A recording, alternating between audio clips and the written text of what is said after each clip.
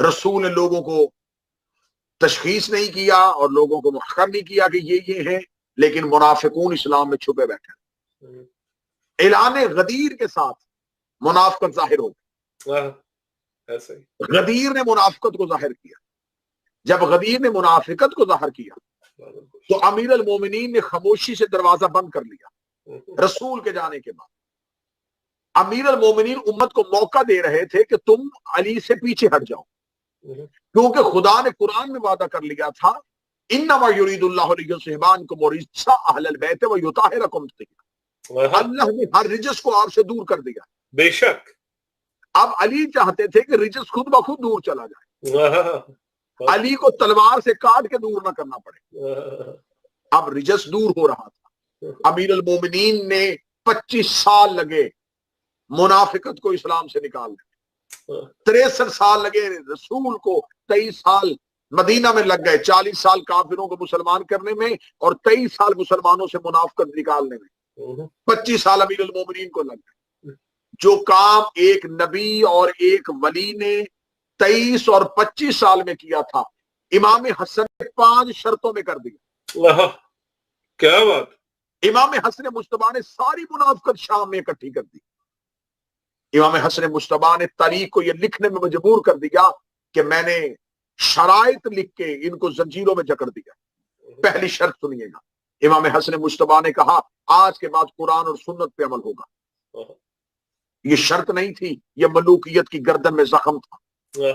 ये शर्त नहीं थी, ये इमाम हसन का वार था। ये शर्त नहीं थी, ये अली के बेटे का हमला था। आज के बाद कुरान और सुन्नत पर अमल करेगा। अगर कर रहा होता तो कभी ना लिखते कि करेगा। क्या बात है किबला। इमाम हसन मुश्तबा ने दूसरी शर्त लगी कि आज के बाद कोई खतीब मिंबर पे बैठ के मेरे बाबा अली के खिलाफ जुबान दराजी नहीं करेगा। आज एतराज किया जाता है, आज मुल्क पाकिस्तान में जो सूरत हाल बन चुकी है, वहां बार बार ये एतराज किया जा रहा है कि मजहब जाफरिया की तरफ से मिंबर आले मोहम्मद से शख्सियात पे तनकीद हो रही है, चंद लोगों को बुरा भला कहा जा रहा है, ये मुकद्दसात को बुरा कहा जा रहा है। तो अगर मेरा कोई अहले सुन्नत भाई सुन रहा है तो मैं उनसे कहूंगा कि आज अगर आप सर जोड़ के बैठे हैं कि इत्तेहाद की खातिर आपको जुबानें खामोश करवानी पड़ेंगी, तो इस इत्तेहाद का पहला फार्मूला तो इमाम हसन ने दिया था और इमाम हसन ने कहा था कि कोई मेरे बाबे अली के खिलाफ नहीं बोलेगा। अगर उस वक्त मुआहिदा पूरा कर लिया जाता तो आज किसी भी मेंबर से कोई बात ना होती। लिहाजा मुआहिदा हमने नहीं तोड़ा, मुआहिदा पहले आपने तोड़ा था।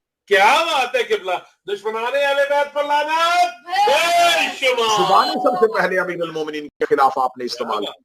मुफ्ती आपने खरीदे थे, ज़हन आपने खरीदे थे, कलम आपने खरीदे थे। अमीर अल मोमिनीन के शहजादे ने कहा आज के बाद कोई मेरे बाबा अली पे नहीं बोलेगा। तो अहले सुन्नत किताबें भरी पड़ी हैं कि क्या वो जुबानें बंद हो गई? क्या फिर सबो शतम नहीं हुआ? क्या अमीर अल मोमिनीन के बारे में फिर तबर्रा बंद हो गया? नहीं हुआ। मस्जिदों में होता रहा, जुमा के खुतबों में होता रहा, ऐलानिया तौर पे होता रहा। और अहले सुन्नत की किताबों में लिखा है कि हजरत, उन्होंने अपनी किताबों में लिखा कि उमर बिन अब्दुल अजीज ने आके अपने दौर में 80 साल के बाद इस बिद्दत को खत्म किया। अमीर अल मोमिनीन के शहजादे ने कहा कि आज के बाद कोई जुबान नहीं बोलेगी। ये दूसरी शर्त, उठाओ ये तख्त और ताज, ये मेरे बाप की जूती का सदका है। इमाम हसन मुश्तबा ने तख्त को ठोकर मारा, ताज को ठुकरा दिया, कुरान और सुन्नत का नफाज कर दिया। अमीर अल मोमिनीन के खिलाफ जुबानों को बंद करवाने के लिए शर्त लिखी। खबर थी किसी शर्त पे अमल नहीं होगा, लेकिन हसन मुश्तबा चाहते थे कि मौर्रख लिखे कुरान का हामी कौन था, सुन्नत का हामी कौन था। क्या बात है किबला। आज अगर कोई चाहता है कि मैं अहले सुन्नत बनूं तो बताओ, शाम में बैठे हुए हाकम और मदीने में बैठे हुए अली के बेटे के दरमियान जो शराइत हुई थी, उनमें से सुन्नत की शर्त किसने रखी थी? अगर हसन ने रखी थी तो फिर अहले सुन्नत वो होगा जो हसन की शर्त के मुताबिक हसन पे दरूद पढ़ेगा और हसन के दुश्मन पे लानत करेगा। क्या बात है। दुश्मनाने अहले बैत पर लानत बेशुमार। सुन्नत के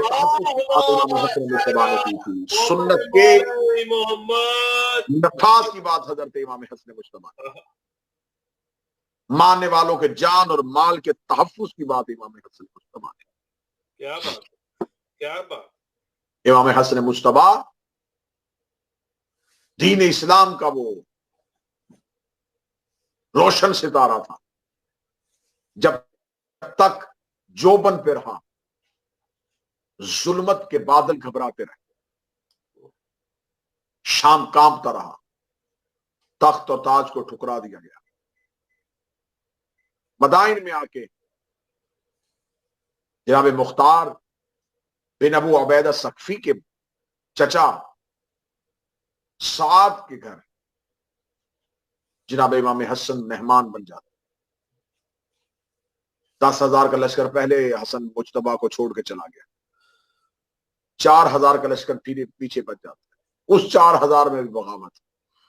امام حسن مجتبیٰ کہتے ہیں کہ میرے بابا نے تم کو آزمایا تھا، اگر تم میں دم خم ہوتا تو کبھی بھی صفین میں نیزوں پہ اٹھے ہوئے قرآن کو دیکھ کے علی کا ساتھ نہ چھوڑ. تم نے نیزوں پہ قرآن دیکھا اور گھوڑے میں بیٹھا قرآن نہ دیکھا. کیا بات ہے، کیا بات ہے. تم نے چمڑے پہ لکھا ہوا قرآن دیکھ کے حقیقت قرآن کو فراموش کر دیا. اگر تم اس وقت میرے بابا کا ساتھ دے دیتے، اگر تم نہروان میں مقدسین اور خوارج کے خلاف قیام کر دیتے. آج تم مجھ سے کہہ رہے ہو کہ حسن قیام کر، جب تم نے بابا کا ساتھ نہیں دیا تو میرا ساتھ کیا دے گا؟ جاؤ ہم تمہیں 10 سال کی مہلت دیتے، 10 سال اور تیاری کرو، 10 سال بعد ہم تمہیں کربلا میں بلائیں گے. اگر امت امام حسن مجتبیٰ کے بعد یہ کہہ رہی تھی کہ حسن کو لڑنا چاہیے تھا تو جب حسین بلا رہے تھے پھر کیوں نہیں گئے؟ ایسے امام حسن مجتبیٰ نے 10 سال کی مہلت دی، 50 ہجری تک رو کے 10 سال کی مہلت دی، اور 60 ہجری میں دوبارہ حسین علیہ السلام نے 61 ہجری میں دوبارہ کربلا میں ہوتا. امت پھر غیر حاضر تھی. امام برحق لا رہے تھے، لوگ پھر بھی نہ گئے. لہذا اس سازش کو کامیاب نہ ہونے دیا امام حسن مجتبیٰ نے، جس سازش کے تحت امام حسن کا قتل میدان میں کروانا چاہتے تھے اور کربلا کے رستے کو روکنا چاہتے تھے. امام حسن نے 10 سال کی مہلت اس لیے دی. اس جملے کو شاہ صاحب آپ خصوصی محبت کے ساتھ وصول کریں گے. امام حسن مجتبیٰ نے امت کو 10 سال کی مہلت اس لیے دی، کبھی کربلا جوان نہیں ہوئی تھی. کیونکہ کربلا حادثے کا نام نہیں، کربلا وعدے کا نام تھا. یہ وعدہ ہو چکا تھا اور اس وعدے کو پورا کرنے والے کچھ کردار ابھی باقی تھے. اگر امام حسن جنگ کر کے ہی کربلا بپا کر دیتے، ابھی قاسم جوان نہیں تھے، ابھی اکبر جوان نہیں تھے، اصغر تو ابھی آئے ہی نہیں تھے، معصومہ شام تو ابھی آئی نہیں تھی. جن کرداروں نے کربلا میں چمکنا تھا وہ چاند ابھی اف کے آل محمد پہ طلوع نہیں ہوئے تھے. حسن مجتبیٰ کو مدینے میں کس عورت کے ہاتھوں زہر دلوایا جاتا ہے جس ملعونہ کا نام جودہ ہے؟ یہ اشس بن کیس کندی کی بیٹی. یہ اشس بن کیس کندی کون تھا جو آج کہتے ہیں کہ قاتلان آل محمد کون تھے؟ تو ہم سے پوچھو قاتلان آل محمد کا مطلب کیا؟ جاؤ جا کے تاریخوں سے پڑھو کہ اشس بن کیس کندی تو تھا، وہ کس کا خالہ زاد تھا؟ اس کے 2 بیٹے تھے ملعون کے، ایک محمد بن اشس کندی اور ایک اسحاق بن اشس. ان دونوں میں سے ان کے ظلم تاریخوں میں پڑھو. محمد بن اشس وہ ہے جس نے جناب مسلم کا قتل کیا تھا. یہ وہی ملعون ہے جس نے کربلا میں امام حسین کے پہلو میں نیزہ مارا.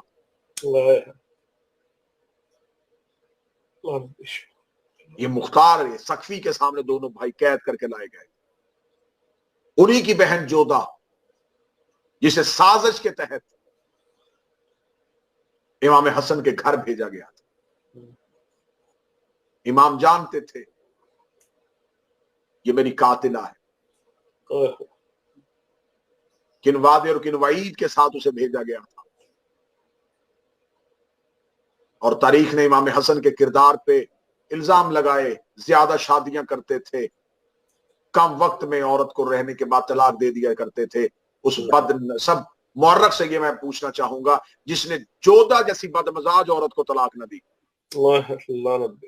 اس امام حسن کے بارے میں یہ الزام.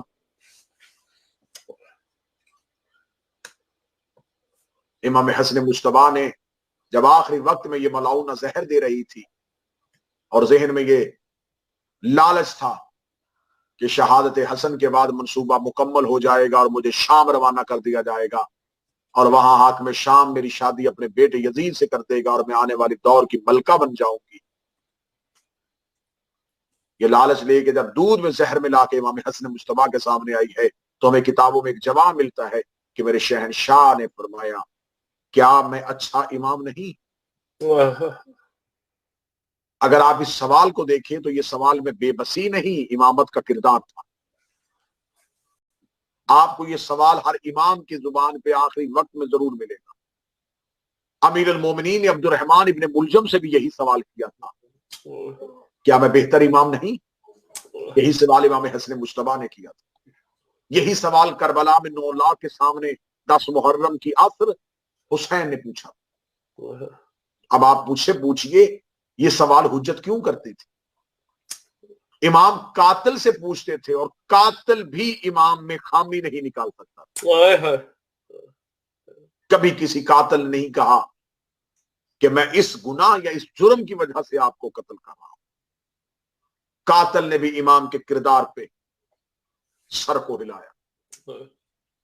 جو اقتدار کے لیے ووٹ لیں وہ اور ہوتے ہیں، جو قاتل سے اپنے کردار پہ مہر لگائیں وہ اور ہوتے ہیں. کیا بات ہے جیو قبلہ، کیا بات. یہودہ سے پوچھا جاتا ہے کہ کیا میں تیرا اچھا امام نہیں؟ بد نسل کہہ دیتی ہے میرے اچھے امام. زہر کی شدت اتنی زیادہ تھی، زہر حلال. کتابیں کہتی زہر اتنی سخت ہے کہ اس کا ایک دن کا سمندر میں پھینک دیا جائے تو آبی جانور مر جائے. یہ زہر مل جاتی ہے. امام حسن مجتبیٰ مدینہ کی گلیوں میں روتے ہوئے جناب فروا کے دروازے پہ آتے. جناب فروا دروازے کو کھولتی ہے، مولا حسن کی آواز آتی ہے، فروا میرے قاسم کو جگائیے. 3.5 سال کے شہزادے کو جگایا جاتا ہے، بابا کے سینے پہ لٹایا جاتا ہے. مولا امام حسن مجتبیٰ کہتے ہیں قاسم پھپھی کے دروازے پہ جا کے بتائیے کہ آپ کے بابا کو زہر مل گئی. جناب قاسم کی عمر مبارک 3.5 سال کا شہزادہ مدینے کی گلیوں میں روتا ہوا عالیہ کے دروازے پہ جاتے ہیں. عالیہ کا دروازہ بند نظر آیا. جناب قاسم عالیہ کے دروازے پہ سر رکھ کے کہتے پھپھی دروازہ کھول، بابا کو زہر مل چکی ہے. علی کی بیٹی تڑپ کے بستر سے اٹھتی ہے، رو کہتی ہے اما فضا چراغ روشن کیجیے، میں نے خواب دیکھا ہے میری ماں کا پہلو سے ہاتھ اٹھا ہوا ہے، میں نے قبر محمد کو پھٹا ہوا دیکھا ہے، میں نے مسجد نبوی کے میناروں کو گرتے ہوئے دیکھا ہے، میں نے دیوار کعبہ کو پھٹتے ہوئے دیکھا ہے. جو ہی دروازہ کھولا جاتا ہے جناب قاسم کی حالت کیا ہے، سر پہ عمامہ نہیں، گریبان پھٹا ہوا ہے، آستین الٹی ہوئی ہے. جناب فضا کی آواز آتی ہے کنیز قربان ہو جائے میرا امیر قاسم. جناب قاسم رو کہتے امیر قاسم نہیں، تیرا یتیم قاسم. اما بابا کو زہر مل گئی ہے. علی کی بیٹیاں مولا حسن کے گھر جاتی ہیں. حالت کیا ہے؟ ام فروا کے ہاتھوں پہ امام حسن کے جگر کے ٹکڑے ہیں. بی بی جگر کے ٹکڑے چھپانے لگتی ہے. یہاں عالیہ کی آواز آتی ہے فروا چھپانا، میں ہاتھوں پہ لینے کے لیے آئی ہوں. ساری مولا کی اولاد اکٹھی ہو جاتی ہے، ساری بہنیں اور بھائی اکٹھے ہو جاتے ہیں. اسرار امامت مولا کریم کربلا کے حوالے کیے جاتے ہیں. قاسم کو تویز لکھ کے بازو پہ باندھ دیا جاتا ہے. یہ وہی تویز ہے جسے دکھا کے کربلا میں قاسم نے موت کی اجازت لینی ہے. بہنوں کے برقوں کی ضمانت عباس سے لے لی جاتی ہے. اسرار امامت حوالے کرنے کے بعد بھائی کے سینے میں بھائی کا سر تھا. یا قالوا ان للہ و انا الیہ راجعون کی آواز آئی. بھائیوں نے غسل دیا، بھائیوں نے کفن دیا. بڑی مشکل سے بہنوں نے جنازہ چھوڑا. جنازہ مدینے کے بازار میں آیا. چند لوگوں نے سامنے کھڑے ہو کے کہا حسین یہ کون ہے؟ فرمایا میرا بھائی ہے. کہاں لے کے جا رہے ہو؟ کہنے لگے زہر مل گئی ہے، شہید ہو چکے ہیں، پہلو محمد میں دفن کرنے جا رہے ہیں۔ یا ایک ملاؤن آ کے کہتا ہے قبر محمد تم سیدوں کی جگیر نہیں ہے، ہم تمہیں پہلو رسالت میں دفن نہیں کرنے دیں گے۔ امام حسین کی نظر عباس کے چہرے پہ جاتی ہے، جناب عباس کا بدن لرزنا شروع ہو جاتا ہے۔ یا ایک عورت رومال کا اشارہ کرتی ہے، 300 تیر کمان سے نکلتا ہے، ایک خنجر بردار عورت کے اشارے پہ 300 تیروں کا کمان سے نکل کے حسن کے جنازے پہ آنا ہوتا ہے۔ یا جناب عباس جنازے کے سامنے ہاتھ پھیلا کے کھڑے ہو جاتے ہیں اور آواز دے کے کہتے تیر مارنے کا شوق ہو کربلا میں آ جانا، وہاں روکنے والا کوئی نہ ہوگا۔ امام حسن کے جنازے پہ تیر لگتے ہیں، زخمی جنازہ لے کے گھر کی طرف روانہ ہوا جاتا ہے۔ جناب عباس تیز قدموں کے ساتھ گھر کی طرف دوڑتے ہیں، عالیہ دروازے پہ کھڑی ہوتی ہے، عباس کو آتے ہوئے دیکھتی ہے، میری شہزادی کی آواز آتی ہے عباس جلدی نہ کر، عباس مجھے بتا ہوا کیا ہے۔ سرکار عباس اپنا عمامہ اتار کے عالیہ کے قدموں میں پھینکتے ہیں، پھر رو کہتے آپ کو آپ کی ماں کا واسطہ مجھے میری تلوار دے دیجیے، میرے بھائی کے جنازے پہ تیر لگ گئے۔ اسی حالت میں جنازہ زخمی گھر میں واپس آتا ہے۔ جو ہی جنازہ گھر میں واپس آتا ہے تو کتابیں کہتی رسالت ماب جنت کا ایک کفن جس کا ایک حصہ رسول کو ملا تھا، ایک حصہ امیر المومنین کو ملا تھا، ایک حصہ سیدہ کو ملا تھا، عالیہ نے ایک حصہ مولا حسن کو دے دیا تھا۔ کریم کربلا رو کے کہتے ہیں میری بہن حسن کا کفن لہو سے بھر گیا ہے، تیرے پاس کوئی کفن باقی ہے؟ بی بی رو کے بھائی کے گلے میں باہیں ڈال کے کہتی ہے جو جنت سے کفن آیا تھا اس کے 5 حصے تھے، ایک نانا لے گئے، ایک بابا کو دے دیا، ایک ماں کو دے دیا، ایک حصہ حسن کو دے دیا تھا۔ حسین اب ایک ہی کفن ہے جو تیرے حصے کا ہے، تیرے حصے کا نام آنا تھا۔ کربلا کا کریم بہن کے ہاتھ پکڑتا ہے، رو کے کہتا ہے میرے حصے کا کفن لائیے۔ بی بی دیکھ کہتی تو کیا پہنے گا؟ رو کہتا ہے مجھے کفن کی ضرورت ہی نہ ہوگی، میرے حصے کا کفن بھی میرے بھائی کو پہنائیے۔ دوسری بار کفن مولا حسین کو پہنایا جاتا ہے۔ زخمی جنازہ عالیہ کے گھر میں ہے، شہزادی بھائی کے جنازے پہ آتی ہے۔ عزیزان محترم اور عزاداران مظلوم کربلا، آپ سنتے ہیں کربلا میں حسین کا اکبر کے جگر سے برچھی نکالنا، آپ سنتے ہیں کربلا میں حسین کا اصغر کی گردن سے تیر نکالنا۔ آئیے آج سنیے گا، عالیہ بھائی کے جنازے پہ آتی ہے اور میری شہزادی حسن مولا کے جنازے سے پہلا تیر کھینچتی ہے، پہلا تیر کھینچ کے بی بی قبر رسول پہ جاتی ہے، قبر رسول پہ رو کے کہتی ہے نانا آپ کہا کرتے تھے حسن میرا امیر بیٹا ہے، حسین میرا غریب بیٹا ہے، ایک بار گھر آئیے اپنے امیر کا جنازہ دیکھیے، پھر مجھے بتائیے آپ کے امیر کا جنازہ ایسا ہے تو آپ کے غریب کا جنازہ کیسا ہوگا۔